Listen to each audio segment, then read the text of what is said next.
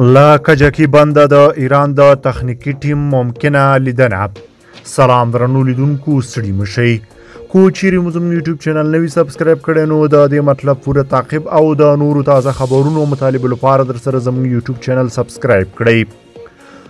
د افغانستان په چارو کې د ایران د ولسمشر ځانګړي استازي او سفیر حسن کاظمي قمی ویلي چې د افغانستان سرپرست حکومت ورسره موافقه کړې چې د دوی تخنیکي ټیم به اجازه ورکوي چې له کجکي بند څخه لیدنه وکړي. تر اوسه د افغانستان سرپرست حکومت په دې اړه کوم غبرګون نه دی ښودلی.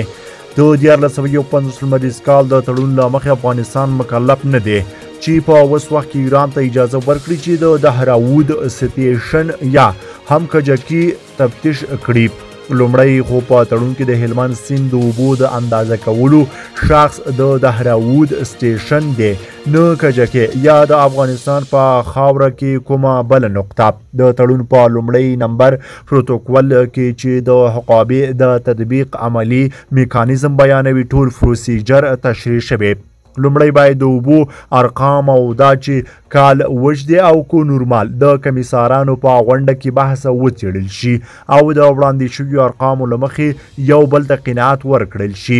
کو چیرې ایراني کمیساران د افغان کمیسارانو له خوا د وړاندې شویو ارقامو په اړه قناعت ونه لري، بیا کیدای شي چې دواړه لوري په دې هوکړه وکړي چې د دهراود سټیشن له نږدې وکتل شي. خو د دهراود سټیشن ارقام یوازې هغه وخت اعتبار لرلی شي چې د تړون د بشپړ تطبیق لپاره یو لړ نور شرطونه پوره شوي وي. د تړون د بشپړ تطبیق لپاره د دریو پیش شرطونو پوره کېدل مهم دي او دا ټول همزمانه اقداماتو ته اړتیا لري. لومړی د دهراود سټیشن رسمي فعالول، دوهم د تړون د دویمې مادې له مخې په غوره شویو 3 نقطو کې چې یوه نقطه باید د هلمند او سیستان سیند په تقاطع کې او پاتې دوه نورې د 1552 سرحدي فیلرونو ترمنځ سیمه کې مشخصې شي. د حقابې د اندازه کولو سپارلو لپاره د ګډو تاسیساتو او سیستمونو جوړول. دریم په ګډه سرحد کې د سیند کیڼ لور ته د ایران په خاوره کې د ناقانونه نصب شویو واټر پمپونو او کانالونو بندول. د دویم او دریم مورد له عملي کېدو پرته د دهراود سټیشن فعالیت او ارقام اعتبار نشي پیدا کولی، ځکه د تړون د بشپړ تطبیق موارد 2 اړخیزه مکلفیتونه دي چې د هر اړخ مکلفیت د بل اړخ د مکلفیت په ترسره کېدو اعتبار پیدا کوي.